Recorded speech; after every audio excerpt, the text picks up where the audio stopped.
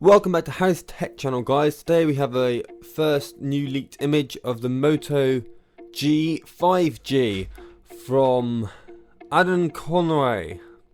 And you can see here that the phone is very big, has a punch hole display and decently sized bezels, but not too big, luckily. And we have some specs from Adam Conway.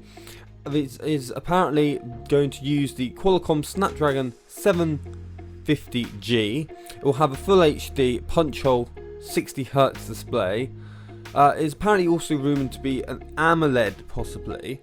It will have 6GB of RAM, 128GB of storage plus SD card, as it says here, NFC, and the cameras will be a primary Samsung GM1 48 megapixel, a Samsung, I'm not saying that, but 8 megapixel telephoto, a depth camera by OmniVision, and a self camera which pixel spins from 16 megapixels to 4 megapixels by OmniVision as well.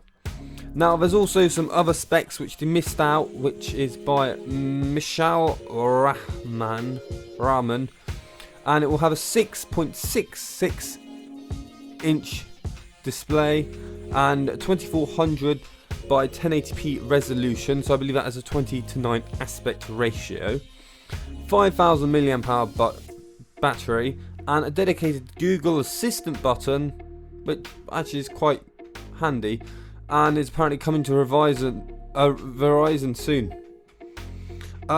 Hopefully this, even though it sounds like it's going to be a less expensive model than its bigger Moto G 5G Plus, hopefully it should have about decent performance with the new Snapdragon 750G, and thankfully I'm happy to see that they haven't got, okay, well they have got a macro or depth sensor, but they have got a telephoto. Although it's a shame to see there's no ultra wide camera.